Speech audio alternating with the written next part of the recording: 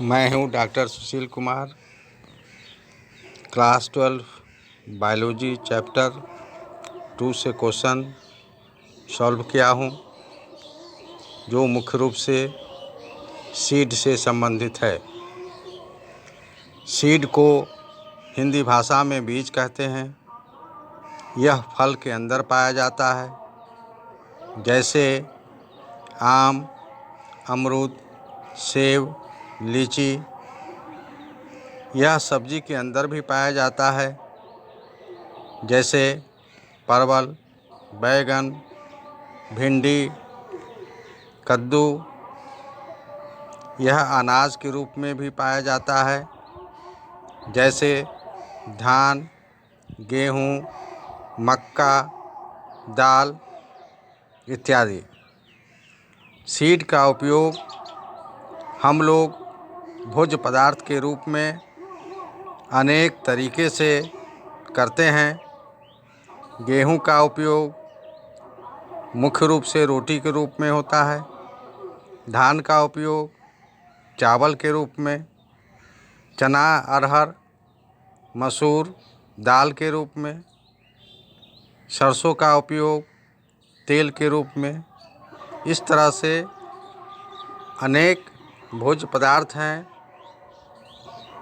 जिसका उपयोग हम करते हैं और वह सीड से प्राप्त होता है।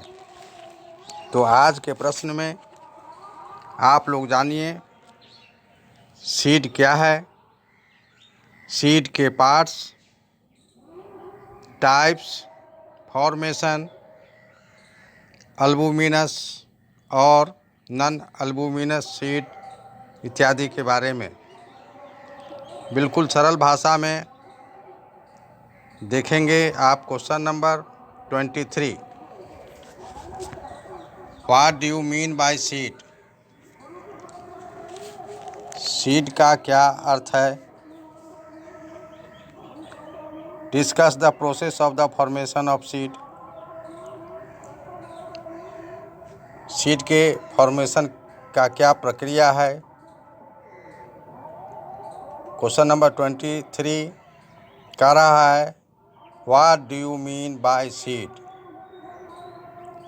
सीड का क्या अर्थ है? Discuss the process of the formation of seed. Seed का फॉर्मेशन के संदर्भ में डिस्कस करना है। तो आंसर देखें। Seed, the seed is the final product of sexual reproduction in angiosperms. Seed sexual production का अंतिम उत्पाद है एंजियोस्पर्म का। एंजियोस्पर्म्स में वही प्लांट आते हैं जिसमें फूल लगते हैं, फूल खिलते हैं। It is often described as a fertilised ovule. Seed को फर्टिलाइज्ड निषेचित ओव्यूल के रूप में भी कहा जाता है। Seeds are formed inside fruits. सामान्यतया सीड फल के अंदर बनता है। ये typically seed consist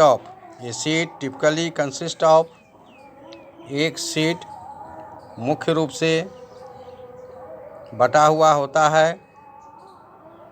seed coats, cotyledons and an embryo axis. तो ये देखें सीड कोट्स के बारे में।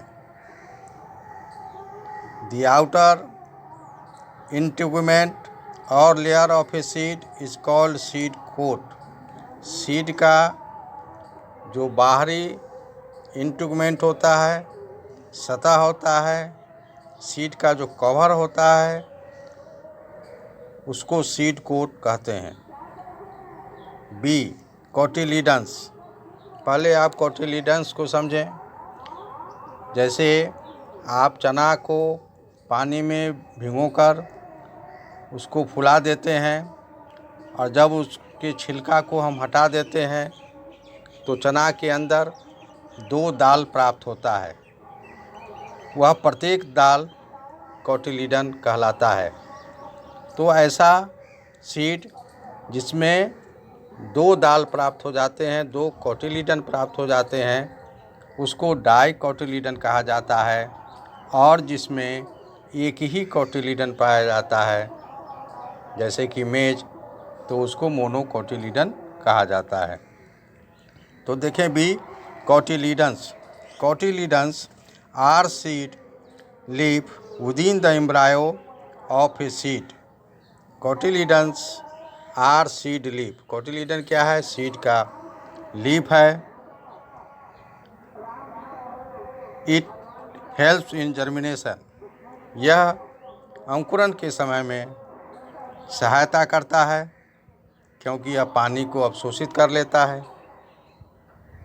The cotyledons are generally thick and swollen due to storage of food reserves. Cotyledons जो है अक्सर थिक होता है, मोटा होता है, फूला हुआ होता है। वह इसलिए फूल जाता है कि उसमें फूड मटेरियल्स जो है वह एकत्रित हो जाता है, संचित हो जाता है। कोटिलीडन्स आर ग्रुप्ड इन टू। कोटिलीडन को 2 भाग में बांटा गया है। कोटिलीडन्स को 2 ग्रुप में बांटा गया है। पहला है मोनोकॉट, जिसमें 1 कोटिलीडन पाया जाता है, और दूसरा डाइकॉट, जिसमें 2 कोटिलीडन पाया जाता है। You can draw figure number 2.15a structure of some sheets from NCERT book or from my video। अब आप फिगर को ड्रॉ कर सकते हैं NCERT के किताब से या हमारे वीडियो से। NCERT में जो फिगर का नंबर है 2.15a। अब देखें C, an embryo axis. Embryo axis क्या है? At the same time, embryonic shoot and root develops together। एक ही समय में एम्ब्रायोनिक शूट और रूट विकसित होता है। साथ साथ दोनों को यदि हम एक साथ लेते हैं, they are called the embryonic axis. तो उसको हम एक साथ एम्ब्रायोनिक एक्सिस कहते हैं। Fertilised ovules of flower develop into seeds due to mitosis cell divisions. जो ओव्यूल फर्टिलाइज्ड होता है, यानी कि पॉलिनेशन के बाद जो फर्टिलाइजेशन होता है, तो ओव्यूल्स, फूल का जो ओव्यूल्स होता है वह सीड में बदल जाता है। आप हमेशा ध्यान में रखें कि ओवरी फल में विकसित हो जाता है और ओव्यूल्स सीड्स में विकसित हो जाता है। Due to mitosis cell division, यह जो डेवलपमेंट होता है उसमें माइटोसिस सेल डिवीजन होता है। It stores food integuments of ovules hardens to form tough seed coats. जो ओव्यूल्स का इंटेगुमेंट होता है वह कड़ा हो जाता है, हार्ड हो जाता है, यानी कि सीड कोट जो है वो हार्ड हो जाता है। The micropyle remains as a small pore. Micropyle एक छोटे से छिद्र के रूप में रहते हैं। The pore facilitates entry of oxygen, gas and water which helps in germination. Micropyle जो स्मॉल पोर के रूप में रहता है, उसमें ऑक्सीजन और पानी अवशोषित होता है और उसके सहारे जर्मिनेशन में सहायता मिलती है। यानी स्मॉल पोर जो माइक्रोपाइल कहलाता है वह ऑक्सीजन और वाटर को अवशोषित करता है, उसी के माध्यम से अवशोषण होता है मुख्य रूप से, और वह जर्मिनेशन में, अंकुरण में मदद करता है। A seed develops into A baby plant under suitable conditions. उचित अवस्था में, सूटेबल कंडीशन में, उसी सीड से एक बेबी प्लांट, एक न्यू प्लांट का विकास होता है। तो यह था क्वेश्चन नंबर 23। अब देखें question number 24। Right in short about the types of seeds with suitable examples. संक्षिप्त में सीड के प्रकार को लिखना है और उसका उचित उदाहरण, सूटेबल एग्जाम्पल भी देना है। आंसर देखें। Types of seeds, 2 types. Seeds को मुख्य रूप से 2 भागों में बांटा गया है। पहला अल्बुमिनस सीड्स और एंडोस्पर्मिक सीड्स। अल्बुमिनस सीड्स को ही एंडोस्पर्मिक सीड्स कहते हैं। They retain a part of endosperm as it is not completely consumed during embryo development. जब एम्ब्रायो का डेवलपमेंट होता है तो ऐसे सीड के जो एंडोस्पर्म होते हैं वो पूरा का पूरा एम्ब्रायो के डेवलपमेंट में खर्च नहीं होता है, कुछ भाग बच जाता है। इसका एग्जाम्पल है maize, wheat, castor, barley, onion, sunflower. Note, draw figure of maize seed and castor seed from book. आप अपने किताब की सहायता से मेज और कास्टर सीड का फिगर, स्वच्छ नामांकित चित्र बना लेंगे। दूसरा देखें, नन अल्बुमिनस सीड्स और नन एंडोस्पर्मिक सीड्स और एक्स अल्बुमिनस सीड्स, ये तीनों एक ही चीज़ का नाम है।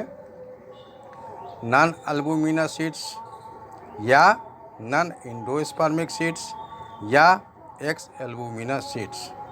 दे have no residual endosperm as it is completely consumed during embryo development। जब एम्ब्रायो का डेवलपमेंट होता है तो एंडोस्पर्म जो है वह पूरा का पूरा खर्च हो जाता है एम्ब्रायो के विकास करने में। तो ऐसे सीड्स को हम कहते हैं नन अल्बुमिनस सीड्स। इसका एग्जाम्पल है gram, pea, bean, groundnut. Note, draw figure of a gram seed and a bean seed from book. इसका भी फिगर यानी ग्राम सीड और बीन सीड का फिगर हम किताब की सहायता से बना लेंगे। तो आज के वीडियो में इतना ही। आप लोग हमारे वीडियो को लाइक करें, शेयर करें और हमारे यूट्यूब चैनल को सब्सक्राइब करें। इसके सहारे अधिक से अधिक छात्र छात्राओं को लाभ हो रहा है। धन्यवाद।